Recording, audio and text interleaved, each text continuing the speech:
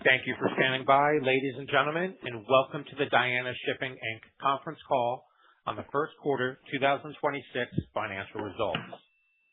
We are joined by the company's Chief Executive Officer, Ms. Semiramis Paliou. At this time, all participants are in a listen-only mode. There will be a presentation followed by a Q&A session. To ask a question, press star one on your telephone keypad and wait for your name to be announced. Please note that this conference is being recorded. We will now turn the floor over to Ms. Semiramis Paliou. Please go ahead. Thank you. Good morning, ladies and gentlemen. Welcome to Diana Shipping Inc.'s first quarter 2026 financial results conference call. I am Semiramis Paliou, the CEO of the company, and it's my pleasure to present alongside our esteemed team, Mr. Ioannis Zafirakis, Director and President, Ms. Maria Dede, Co-CFO and Treasurer, Mr. Dave Van der Linden, Chief Financial Officer of Diana Shipping Services S.A. Before we begin, I'd like to remind everyone to review the forward-looking statements on page 4 of the accompanying presentation. The first quarter of 2026 continued to show strong momentum, which carried over from last year. The usual seasonal slowdown in Q1 did not happen, and the Capesize market had its best first quarter since 2010. Again, this was due to several factors, none of them necessarily demand-driven. We saw more utilization tightening caused by longer ton miles, a substantial dry dock schedule, and the situation in the Strait of Hormuz. The Middle East conflict not only caused parts of the dry bulk fleet to be tied up in that area, but also an overall reduction in operating speeds, especially on the long-haul routes. Capesize vessels were the strongest movers, but this time we have also seen a marked improvement in the Kamsarmax market, which was supported by a spike in coal movements in the Pacific. Countries like Japan, South Korea, and Vietnam have increased their coal imports to address their energy needs. Interestingly, the growth in grain shipments was also concentrated to other countries besides China. In the quarter, we took period coverage across all sizes in the fleet, again at rates significantly higher than their previous charters. I would like to mention that although Diana has no vessels directly affected by the Persian Gulf situation, our thoughts are with the many seafarers who must fear for their safety and well-being. Turning to slide 5, let's review our company snapshot as of today. Diana Shipping Inc., founded in 1972 and listed on the New York Stock Exchange since 2005, operates a fleet of 36 dry bulk vessels, one of which is mortgage-free. Our fleet has an average age of 12.5 years and a total deadweight capacity of approximately 4 million tons. We anticipate the delivery of 2 methanol dual-fuel newbuilding Kamsarmax dry bulk vessels at the end of 2027 and early 2028, respectively. Fleet utilization reached 99.9% for the 3 months ended March 31st, 2026, highlighting our effective vessel management strategy. As of the end of the first quarter, we employed 941 individuals at sea and ashore. Financially, our net debt stands at 46% of market value, supported by $124.5 million in cash reserves as of quarter end and total secured revenues of approximately $168.5 million as of May 20th, 2026. Moving on to slide 6, let's go over the key highlights of the first quarter 2026 and recent developments. In January, we announced our intention to nominate a slate of 6 highly qualified independent candidates for election at Genco's annual meeting on June 18th. In March the same year, we increased our offer to $23.5 per share in cash to acquire all outstanding shares of Genco not already owned by us. The offer is backed by $1.433 billion in full committed financing from 6 leading global banks with no financing conditions. The offer is further supported by a definitive agreement with Starboard Carriers Corp, which will acquire 16 Genco vessels for $470.5 million upon closing. In May 2026, we launched a tender offer to acquire all outstanding shares of Genco for $23.5 per share in cash. As of May 20th, 2026, we have secured $123.5 million of contracted revenues for 83% of the remaining ownership days of the year 2026 and have secured $44.1 million of contracted revenues for 17% of the remaining ownership days of the year 2027. In May 2026, we were awarded the Global Award in the Governance Leader Award category at the Environmental, Social and Governance Shipping Awards 2026. Today, we are pleased to declare a quarterly cash dividend of 1 cent per common share with respect to the first quarter of 2026, totaling approximately $1.2 million. Lastly, just yesterday, we amended our offer price to acquire Genco to $24.8 per share in cash and have extended the tender offer deadline to June 26, 2026.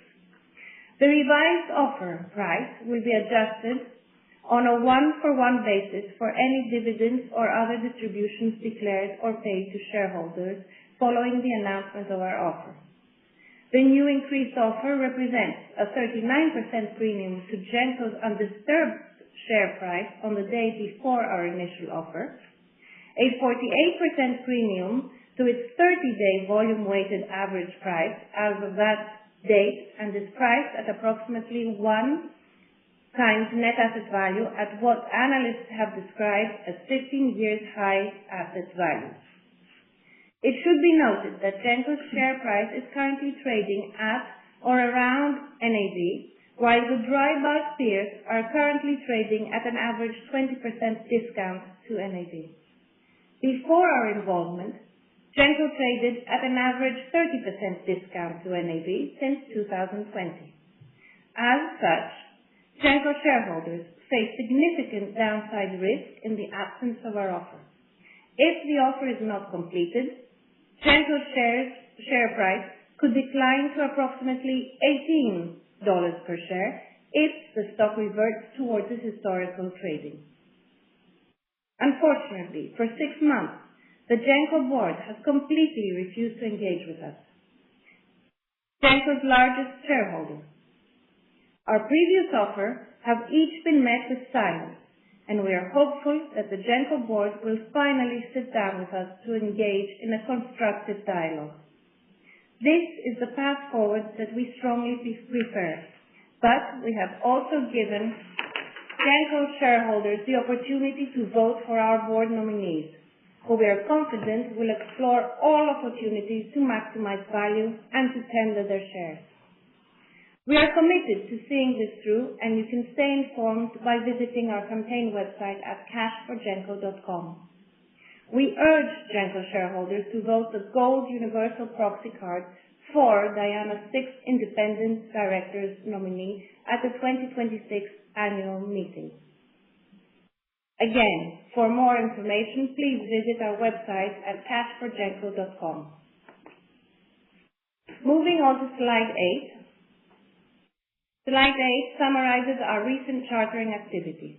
From February 20th, 2026 until May 20th, we have secured time charters for 5 vessels. An Ultramax vessel at a daily rate of $16,000 for 408 days. 3 Panamax, Kamsarmax and Post-Panamax vessels at an average daily rate of $17,297 for an average of 387 days. A Capesize vessel at a daily rate of $27,500 for 641 days. Slide 9 highlights our disciplined chartering strategy. We focus on staggered medium to long-term charters to avoid clustered maturities, ensuring earnings visibility and resilience against market downturns. This disciplined chartering strategy has secured for the remaining of 2026 approximately $124 million in contracted revenues, resulting in an average fixed time charter rate of $18,338 per day. For the rest of 2026, only 17% of days remain unfixed. The average contract duration is 1.24 years, covering some days of 2027. Now, I'll pass the floor to our co-CFO, Maria Dede, for a more detailed financial analysis. Thank you, Semiramis. Good morning, everyone, and thank you for joining us today. I will walk you through our financial performance for the first quarter of 2026. Time charter revenues were $54.7 million, slightly lower than $54.9 million in the same quarter last year. The decrease reflects a smaller fleet size compared to the prior year period and was largely offset by a higher time charter equivalent rate achieved during the quarter. Adjusted EBITDA was $23.3 million for both periods. Net income was $29.1 million compared to $3 million in the first quarter of 2025. Net income attributable to common stockholders was $27.7 million compared to $1.6 million in the first quarter of 2025. Basic and diluted earnings per common share was 25 cents for the first quarter of 2026 compared to 1 cent for the same quarter last year. Profitability of the quarter was supported by the higher time charter equivalent rate mentioned earlier, decreased interest expense on our steadily amortizing debt, increased dividend income, and an unrealized gain on our investment in Genco of $26.4 million. We continue to maintain a strong balance sheet with increased cash and decreased debt compared to year-end 2025. As of March 31st, 2026, cash stood at $124.5 million compared to $122.3 million as of December 31st, 2025.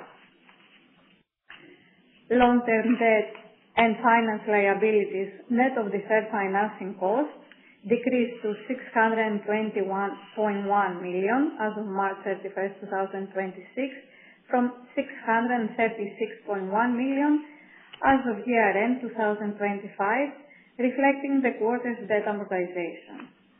We ended the quarter with a strong liquidity position and a conservative net loan-to-value of 46%.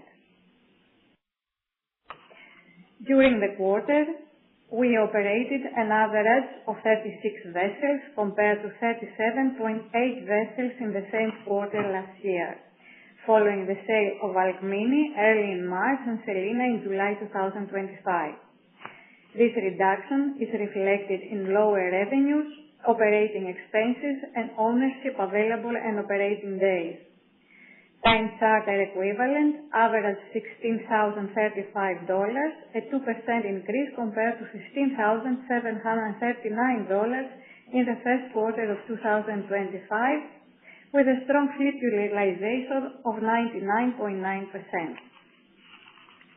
Vessel operating expenses for the quarter decreased by 3% to $19.5 million compared to $20 million in the first quarter of 2025 due to the smaller fleet size. On a per-day basis, daily operating expenses rose by 2% to $6,009 compared to $5,866 in the first quarter of 2025, mainly due to higher crew stores, supply, and environmental costs. We maintain a disciplined approach to leverage. The mix of variable rate secured bank debt, the senior unsecured bond with a fixed coupon, and certain leaseback facilities at fixed interest rates provides diversification and stability. Our amortization profile is gradual, with no significant near-term refinancing concentration. Our debt amortization schedule is steady and predictable through 2029, when the $175 million senior unsecured bond matures. We will address this maturity well in advance to ensure liquidity stability, minimize refinancing risk, and maintain predictable cash flows. In this slide, we compare our free cash flow break-even levels against estimated revenues for 2026 and 2027. As of March 31st, 2026, our cash flow break-even rate stood at $16,344 per day, including voyage operating and general and administrative expenses, financing costs, and debt amortization. For the remainder of 2026, we have secured 83% of the ownership days at an average time charter rate of $18,338 per day, generating expected revenues of $123.5 million. For 2027, 17% of the ownership days are fixed at an average time charter rate of $19,858 per day, with expected revenues of $44.1 million. Potential revenues for the remainder of 2026 and for 2027, including the estimated revenues for the unfixed days based on FFA rates as of May 20, 2026, could reach $149.6 million and $252.3 million for 2027, respectively. Overall, our competitive break-even rate reflects disciplined cost control across the fleet. Our contracted revenues provide solid visibility and downside protection, while the market exposure of the unfixed operating days allows us to preserve flexibility in our commercial strategy and participate in improving market conditions. This slide highlights dividend distributions. The company has consistently rewarded shareholders with quarterly dividends since the third quarter of 2021, in both cash and shares. In line with this policy, we declared a dividend of 1 cent per share for the first quarter of 2026, bringing cumulative dividends paid since 2021 to $2.71 per common share. Dividends are declared at the discretion of the board and depend on earnings, cash flows, and capital requirements. I will now hand over to Dave van der Linden for an overview of the dry bulk market. Thank you, Maria, and again, welcome to all the participants on this latest quarterly earnings call from Diana Shipping Inc. Slide 15 gives a brief dry bulk market overview and some geopolitical and trade developments. The dry bulk market started 2026 on strong footing, continuing the momentum across all sizes which we saw in the second half of 2025, and ignoring again the traditional market seasonality. The factors supporting the market remain the same, not necessarily an explosion in demand, but rather a utilization tightening caused by longer ton miles, the substantial dry dock schedule, and slower speed. Cape-size vessels again outperformed Q1 earnings at 26,405 based on the new 185 TC index, and the best start of the year since 2010. Mid-size vessels have been catching up nicely, with Q1 earnings averaging 15,395 for Kamsarmax and 14,577 for Ultramax vessels. The 12-month time charter rate has increased on all sizes as well compared to the previous quarter, underlying positive sentiment. For a 182 index-type vessels without scrubber, the one-year rate now stands around 34,000 a day. The equivalent rate for a modern Kamsarmax is around 20,000 a day, and a modern Ultramax can get about 18,500 a day for a year. Part of this unusually strong first quarter can be attributed to an exceptionally late Chinese New Year, which saw some early restocking activity. However, much like last year, 2026 has so far witnessed significant geopolitical and trade disruptions that continue to alter shipping patterns and freight dynamics. The Middle East conflict has caused bunker prices to spike, and owners have been deviating their vessels to secure adequate supply of fuel. Long-distance routes like the Brazil and West Africa to China has caused the Capesize fleet to lower their average speed by 4%. Furthermore, we have seen strong coal movements, with Japan's Trade and Industry Ministry as well as the South Korean, Vietnamese, and Taiwanese governments all indicating stronger interest in coal procurement as a near-term solution to alleviate energy security concerns. It is worth noting that analysts see significant effects of the conflict in adjacent industries as well, such as nickel production and agricultural planning. Thurlestone notes that in Australia, many farms are switching from wheat to crops like barley and canola that either need less fertilizer or sell for a higher price. The harvest for Australian wheat due towards year-end could be between 16 and 41% smaller. China's economic stimulus measures and infrastructure spending continue to support commodity imports, while India's consistent appetite for coal and iron ore reinforces its position as an increasingly important demand center for dry bulk commodities. Nevertheless, according to the Economic Times, Coal India is planning a 10-year roadmap to slash the 243 million tons of coal that they import currently through increased domestic production, cost, quality upgrades, and logistical cost parity.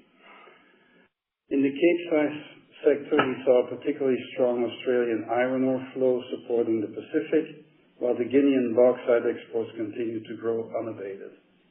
Having said that, there is some concern about a possible export limit to be imposed by the Guinean government in the second half of the year. Danish Ship Finance notes that the iron ore trade, which is still the most durable of Chinese seaborne commodity relationships, is changing beneath the surface. The steel industry is beginning to shift away from blast furnaces towards electric arc furnaces, which require a cleaner, higher-grade ore. Australia built an entire export economy around the blast furnace grade and does not produce the new grade at scale, whereas Brazil and West Africa do. China Baiwu, the largest steel maker, has secured majority control of the Simandou deposit in Guinea, the largest untapped high-grade iron ore reserve on the planet. The Kamsarmax sector has seen the most impressive growth so far relatively, supported by grain shipments in the Atlantic and coal shipments in the Pacific. The Ultramax sector has managed to take advantage of the same trading pattern and has additionally seen an increase in Atlantic coal shipments. However, Indonesia, which is a major factor for these vessel sizes, plans to tighten control over commodity exports, including coal, palm oil, to clamp down on tax evasion and bolster a plunging rupiah. Moving to the next slide, we look at some macroeconomic considerations and some key demand drivers. As mentioned before, the year has started historically strong. Iron ore and bauxite support the Capesize vessels, and long-haul grain shipments support the mid-size vessels.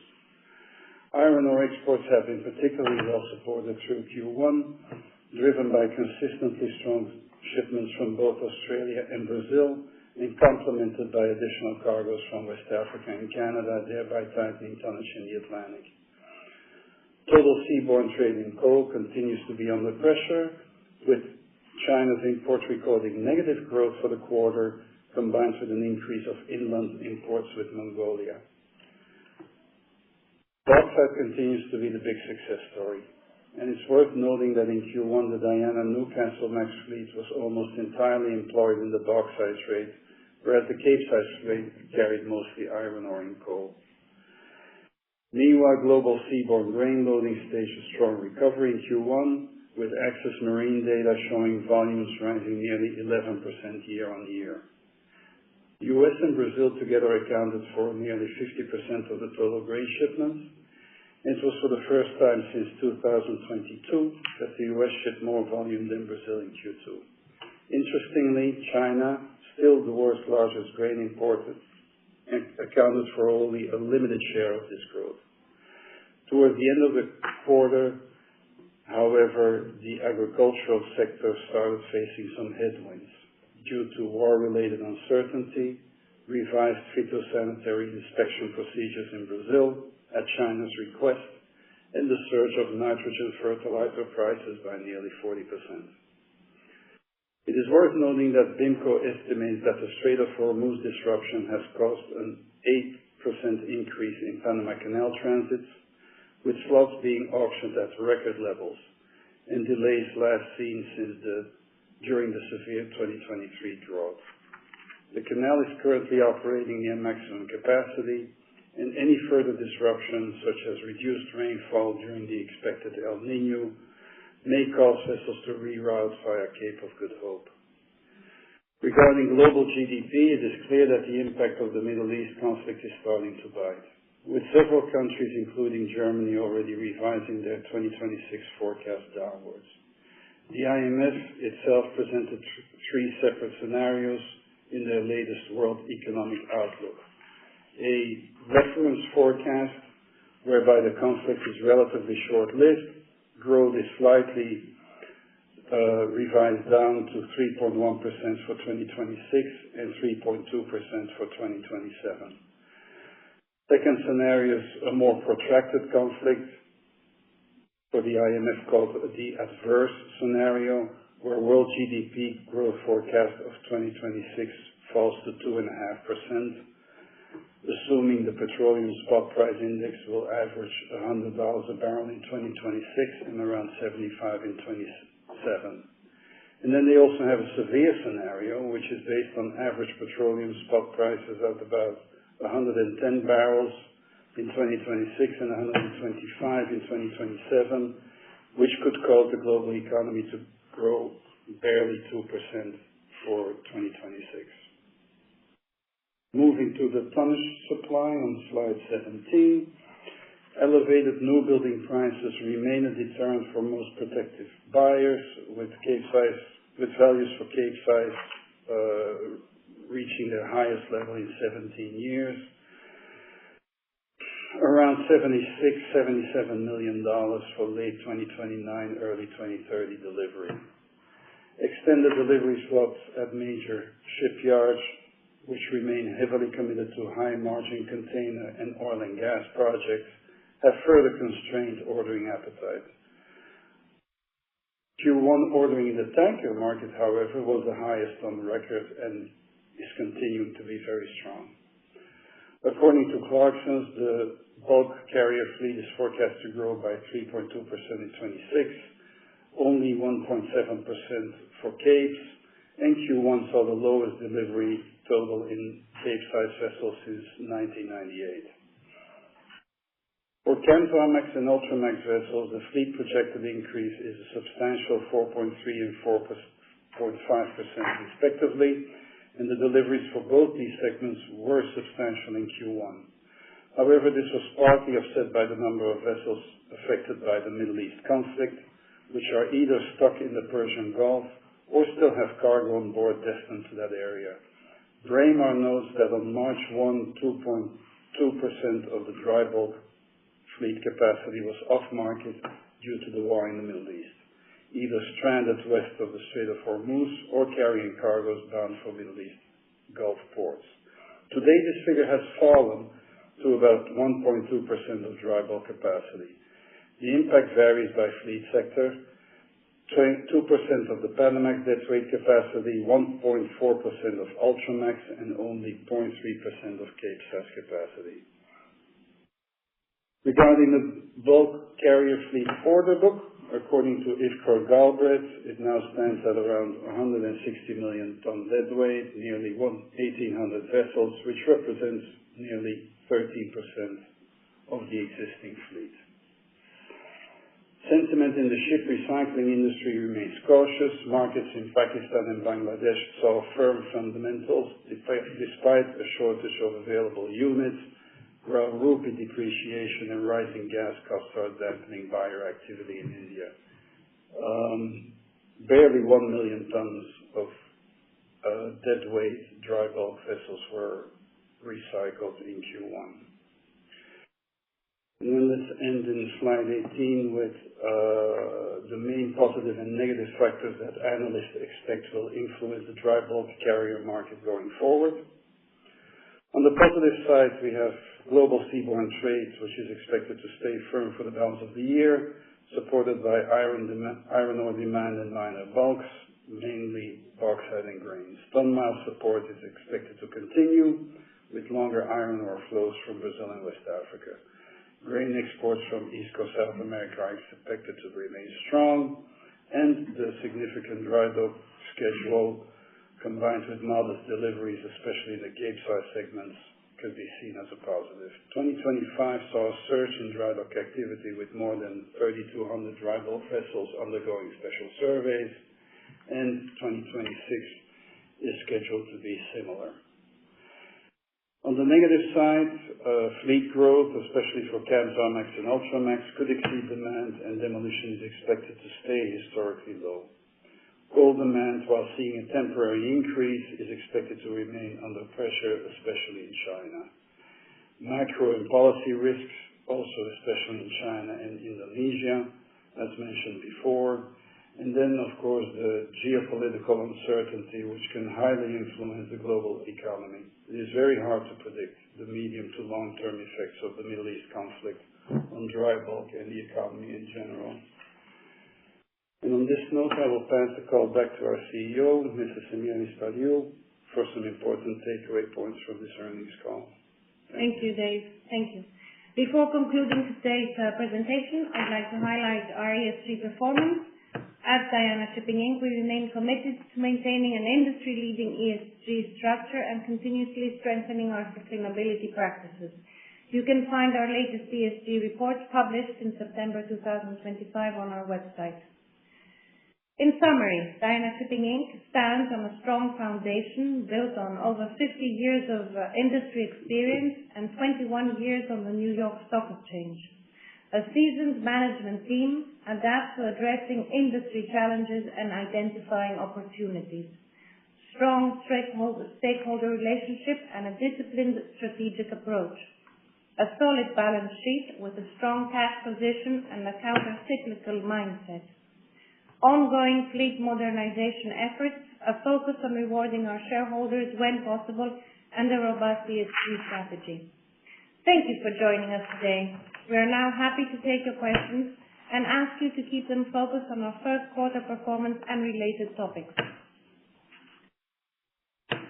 Thank you. We will now be conducting a question and answer session. If you would like to ask a question, please press *1 on your telephone keypad. The confirmation tone will indicate your line is in the question queue. You may press *2 to remove your question from the queue. For participants using speaker equipment, it may be necessary to pick up your handset before pressing the star keys. One moment, please, while we poll for your questions. Our first questions come from the line of Christopher Barthe with Arctic Securities. Please proceed with your questions. Hello. Thank you for the presentation, and good afternoon. I was wondering first if you can touch upon the potential Genco transaction. Given you have upped your offer, are you seeing sort of increased likelihood that you can get the board of directors of Genco to initiate discussions? And on the second note, you have this transaction that you have agreed with Starbuck. Should the transaction go through, in terms of that transaction, shouldn't that also have some type of revision, given that the offer is higher and also asset values are higher since the initial offer? And also, if you could share the specific vessels that you have agreed to sell should the transaction go through. Okay. This is Yannis Zafirakis, and thank you for the question. Everybody has to understand that the response to your question, whether we're there to increase the price further, is highly dependent on whether Genco will be sitting on the table meaningfully to do so. On the other hand, you understand that we are at the 15-year high in our shipping cycle, and also there is a point where this deal does not make sense for Diana to happen. And we have shown to everybody that what we are paying is very close to current net asset value of the company, and actually most of the shipping deals that have been done recently, they were done at a discount to NAV close to 82%. As regards your second question, this is something that we cannot respond at this stage. Sure. Okay. Thank you, Yannis. And a question on the market, especially related to bauxite out of Guinea. How do you see this risk going into second half? And do you sort of personally believe that it makes sense for Guinea to impose restrictions when sort of China is the main importer here? Thank you, Christopher. No, it could be bluster. I mean, we've seen things like this with the Guinean government before.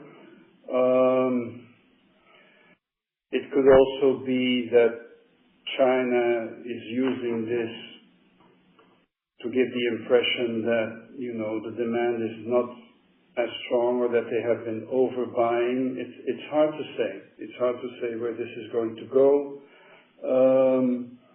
We remain at Diana agnostic on the situation, and we will not change our strategy according to what the government of Guinea will do.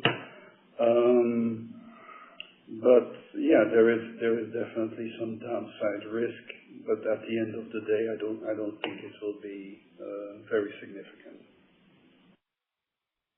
Okay, perfect. Thank you. And then a final question for me. Can you please give an update on Windward and how that company is developing? Would be interesting to hear your view on sort of the market there, and whether we potentially could see some type of divestment or crystallization of values here on a later stage. As regards our investment in Windward, we are generally speaking very happy. The momentum is much better than when we started. The prices of new buildings and vessels that are similar to ours, they have gone up. The availability of charters, even the period of charter has improved. And we are at this stage where we are evaluating all of our options as regards our chartering activity, even consolidation. This doesn't mean that we're there to be consolidated or to consolidate. We are evaluating all of our options. Sure. Thank you. And then just one final note on that Windward, any sort of guiding on the value here of the fleet on a mark-to-market basis? Or the NAV for you?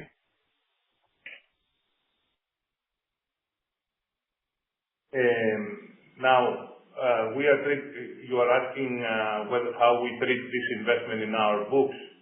Is that your question? Yes. There was a benefit. Our investment, there was a benefit from our investment in Windward in our numbers. Was it, Maria? Yes, we had a benefit when the new investor came in Windward, and because he entered in an increased value of the company, so we, Diana and the other shareholders, had a benefit from this from this new investment? Also, as regards the values, there was an increase certainly of the values, more than 20% easily. Now the values have gone a little bit down, but still we are talking of a substantial increase in the values, in the vicinity of 20% currently. A few months ago it was close to 30%. Okay, perfect. That's it from me. Thanks.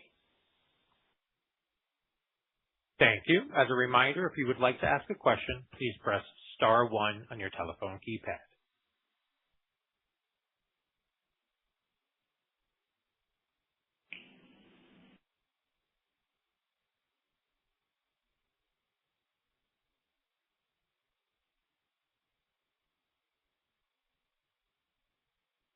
I'm showing no further questions at this time. I'd like to hand the call back over to management for any closing remarks.